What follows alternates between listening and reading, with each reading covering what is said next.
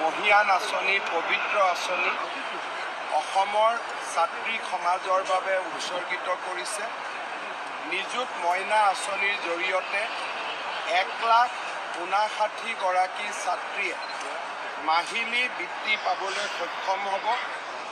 উচ্চতৰ মাধ্যমিক প্ৰথম বৰ্ষৰ ছাত্ৰীসকলে 1000 টকা, স্নাতক প্ৰথম বৰ্ষৰ ছাত্ৰীসকলে 1250 টকা আৰু পোষ্ট গ্ৰেজুৱেট প্ৰথম বৰ্ষৰ ছাত্ৰীসকলে 2500 টকা লাভ কৰিব।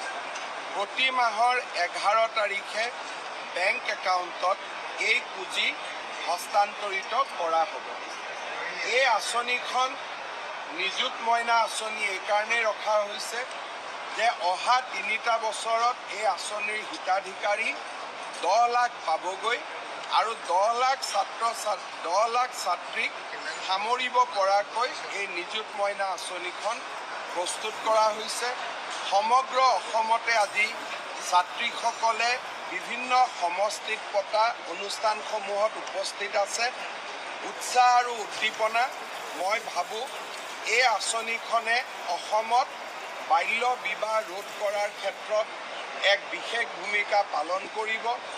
ড্ৰপ আউটৰ যি সমস্যা আছিলে সেই ড্ৰপ আউটৰ সমস্যা সমাধানত সহায় কৰিব আৰু অসমৰ আৰ্থিকভাৱে পিছপৰা দৰিদ্ৰ আৰু মধ্যবিত্ত পৰিয়ালৰ মেধা ছাত্ৰীসকলক শিক্ষা জীৱনক আগুৱাই লৈ যোৱাত সহায় কৰিব। মই শিক্ষামন্ত্ৰী ৰণোজ পেগু আৰু শিক্ষা বিভাগক এনে এখন সুন্দৰ আঁচনি অসমৰ শিক্ষা জগতলৈ উপহাৰ দিয়াৰ বাবে ধন্যবাদ আৰু অভিনন্দন জনাইছোঁ।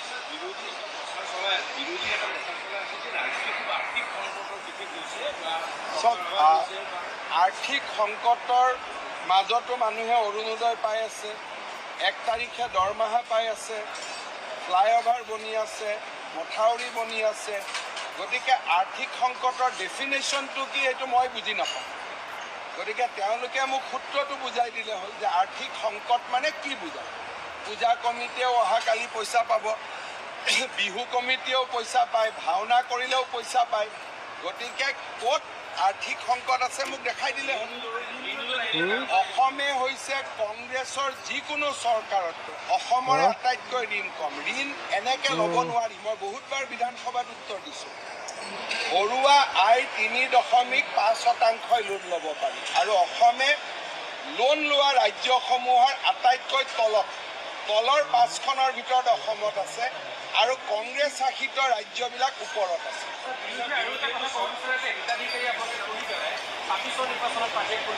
আপোনালোকে এই ছাত্ৰীসকলক যিমানেই হিতাধিকাৰী বুলি ক'ব সিমানেই মেডিয়াক বেয়া পাব। আপোনালোকৰ টিভি পেপাৰ নপঢ়া হ'ব, কাৰণ হিতাধিকাৰীৰ সংখ্যা আপোনালোকৰ ভাষাত এতিয়াতো বহুত বেছি হৈ গ'ল। অৰুণোদয় 40 লাখ, নিযুত মইনা 1.5 লাখ, 2 লাখ, স্কুটি প্ৰায় 60,000। যদি হিচাপ কৰে অসমৰ আমাৰ আয়ুষ্মান ভাৰতৰ আয়ুষ্মান অসমৰ কাৰ্ড 62 লাখ আৰু মই বন্ধ কৰিলে আপোনালোকে লিখি দিয়ে। যদি হিতাধিকাৰী কোনোবা এটা মাহত পইচা নাপায় সেইটো নিউজটো আপোনালোকে কৰি দিয়ে। চৰকাৰ তেওঁলোকে য'ত বনাই থাকক। বৰ্তমান ৰাইজৰ কাৰণে কৰিবলগীয়া মোৰ আৰু বহুত কাম আছে। আজি কংগ্ৰেছক সুধিব, তেওঁলোকে যেতিয়া 2008, 9, 10, 11 মনমোহন সিঙে বিভিন্ন ভাষাক ধ্ৰুপদী ভাষাৰ আখ্যা দি আছিলে, তেতিয়া কংগ্ৰেছে প্ৰতিবাদ কিয় নকৰিলে যে অসমীয়াকো দিয়ক বুলি। আজি কংগ্ৰেছৰ দিনত চৰাইদেউ মৈদাম কিয় বিশ্ব ঐতিহ্য ক্ষেত্ৰ নহ'ল? আজি কংগ্ৰেছৰ দিনত অসমত গামোচা বাহিৰৰ পৰা অহা কিয় বন্ধ নহ'ল? আজি কংগ্ৰেছৰ দিনত ইউনিভাৰ্চেল হেল্থ ইঞ্চুৰেঞ্চ কিয় নহ'ল? গতিকে কংগ্ৰেছৰ হাতত এতিয়া কোনো অস্ত্ৰও নাই, কোনো ইছ্যু নাই। ৰাতিপুৱা গধূলি মোক অলপ গালি গালাজ কৰি থাকিব, তাৰ বাদে একো নাই।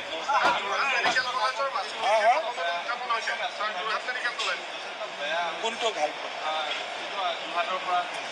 এই ঘাইপথটোত নতুন নতুন কণ্ট্ৰেক্টৰবিলাক আহিছে মই ভাবোঁ এইটো বছৰত বহুত ইম্প্ৰুভ হৈ যাব 10 বছৰ চৰকাৰ হৈছে আমাৰ ক'ৰবাত চৰকাৰ ৰাজ্যত জিকে ক'ৰবাত হাৰে কিন্তু তাৰ লগত আৰু প্ৰত্যেকটো ইলেকশ্যনতে কেনেকৈ বিজেপি জিকিব 10 বছৰ পিছত কোনোবা জেগাতো পৰিৱৰ্তন হয় কিন্তু কেইদিনমান আগতেতো আমি উৰিষ্যাত জিকিলোঁ মধ্যপ্ৰদেশত জিকিলোঁ ছত্তীশগড়ত জিকিলোঁ জিকাৰ প্ৰশ্নবিলাকটোতো কৰিব লাগে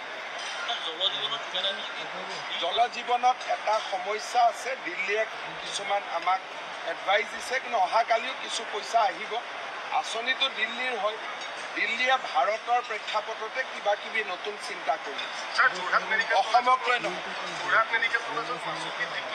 নহয় মই তেওঁলোকক হাক দিছোঁ যে ইমানকৈ মাচুল বৃদ্ধিৰ সিদ্ধান্তটো গভৰ্ণমেণ্টে নকৰে মেডিকেল কলেজে কৰে মই মেডিকেল কলেজক কৈছোঁ যে ইমান বৃদ্ধি নকৰিব মানুহে সৰ্বসাধাৰণ মানুহে দিব নোৱাৰিব তেওঁলোকৰ যুক্তিটো হ'ল যে কাৰ্ডতটো বিনা পইচাতে হৈ যায় দুখীয়া আৰু মধ্যবিত্ত মানুহখিনিয়ে গতিকে মাচুল বৃদ্ধিটো এটা নোচনেল কথা কাৰ্ডতে সকলো সুবিধা পায়েই তথাপিতো মই কৈছোঁ যে OPDত পেচেণ্ট থাকে যোনে কাৰ্ডৰ সুবিধা ল'ব নোৱাৰে গতিকে অলপমান আপোনালোকে ৰাইজৰ লগত আলোচনা কৰিহে মাচুলটো বৃদ্ধি কৰিব